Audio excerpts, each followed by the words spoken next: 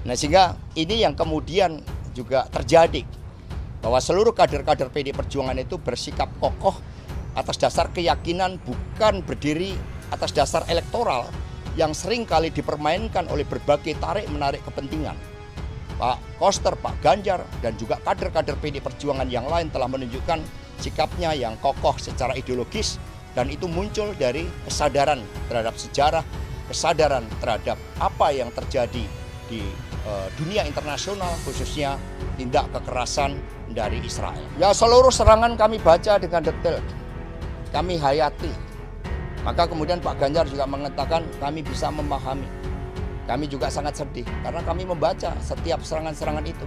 Itu bagian dari suatu dinamika, suatu ujian-ujian agar pemimpin Indonesia memang kokoh di dalam prinsip berdasarkan suatu sejarah yang benar, berdasarkan keyakinan ideologi, dan kita dengan ini maka membuka suatu kesadaran baru pentingnya bahwa kemanusiaan itu universal, bahwa olahraga memang tidak bisa dilepaskan dari politik kemanusiaan. Kami bertindak bukan atas dasar kalkulasi elektoral. Kami bertindak atas keyakinan ideologi yang didukung oleh perintah konstitusi, sejarah, dan juga melihat masa depan. Bahwa ini merupakan hal yang sangat pahit, kami merasakan itu. Kami ikut sedih, kami ikut berduka, tetapi dalam konteks ini kita adalah bangsa gembelengan. Kita bangsa besar yang tidak mudah runduk dalam berbagai kesalahan, tapi kita kemudian mencari jalan keluar bagi masa depan, karena cita-cita pokok kita kan bagaimana kita menghasilkan suatu kesebelasan sepak bola yang andal, bukan menjadi event organizer. Dia mengucapkan penolakan itu setelah beberapa hari sebelumnya PDIP bersama PKS memboikot Israel. Saya duga ada pimpinan PDIP yang memerintahkan Ganjar mengikuti garis partai. Dan ini tidak diperintahkan pada para tokoh PDIP yang lain.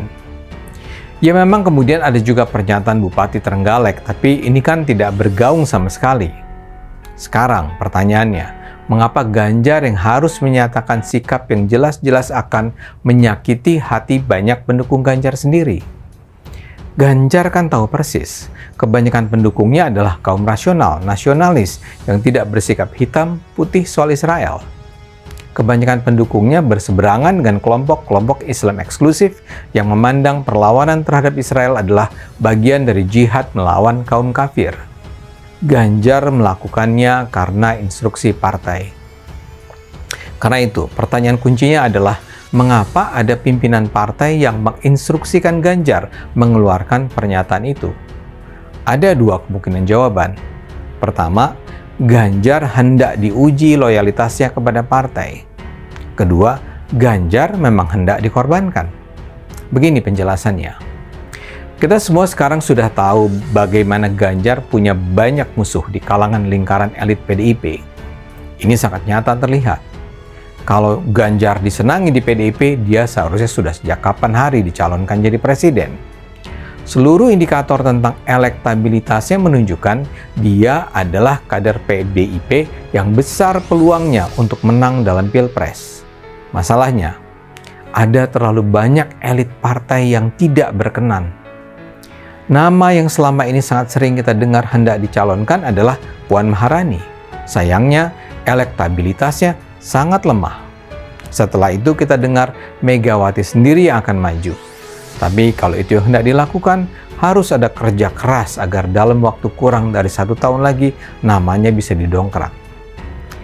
Karena itu sebenarnya sulit bagi elit PDIP untuk membatalkan pencalonan Ganjar. Instruksi pada Ganjar agar secara terbuka menolak Israel mungkin sebaiknya dibaca dalam konteks ini. Babak belur.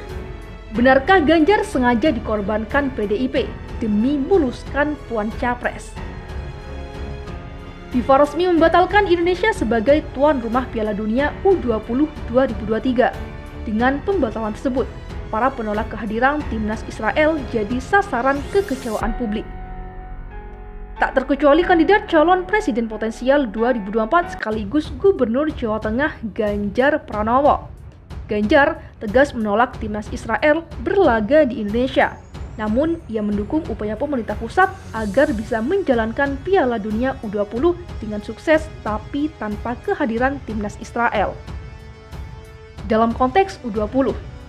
Kami mendorong upaya-upaya yang mesti dilakukan pemerintah Indonesia adalah menerobos agar U20 tetap sukses, tapi tidak menghadirkan Israel, kata Ganjar belum lama ini.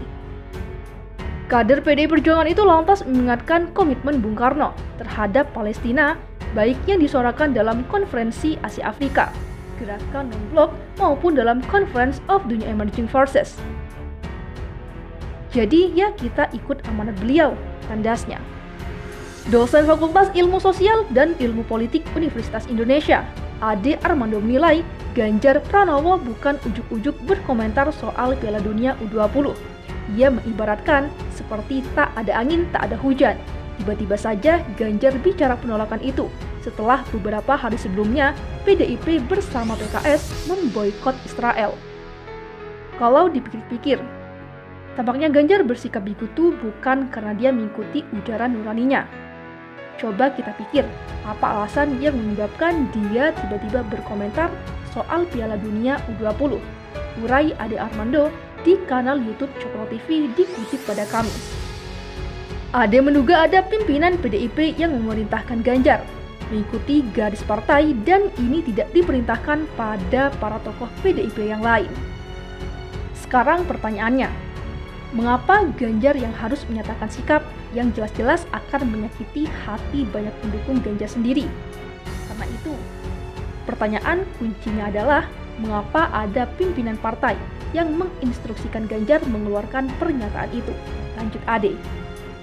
Ia menguraikan jawaban pertama Ganjar hendak diuji loyalitasnya kepada partai. Lalu yang kedua, Ganjar memang hendak dikorbankan. Ade menyebut Ganjar punya banyak musuh di kalangan lingkaran elit PDIP.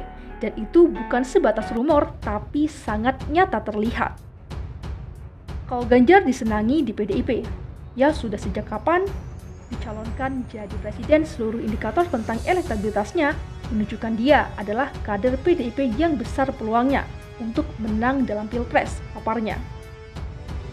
Masalahnya menurut Ade lagi, ada terlalu banyak elit partai yang tidak berkenan jika Ganjar dicalonkan PDIP. Nama yang selama ini sangat sering kita dengar hendak dicalonkan adalah Puan Maharani. Sayangnya, elektabilitasnya sangat lemah. Setelah itu kita dengar Megawati sendiri yang akan maju, beber Ade.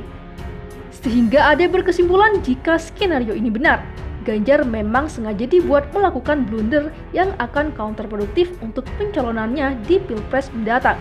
Dengan kata lain, memang diharapkan popularitasnya menurun tajam sesudah episode Israel. Sehingga menjadi lebih logis untuk tidak memajukan namanya sebagai capres, sehingga akan muncul calon lain dari PDIP. Kas Ade.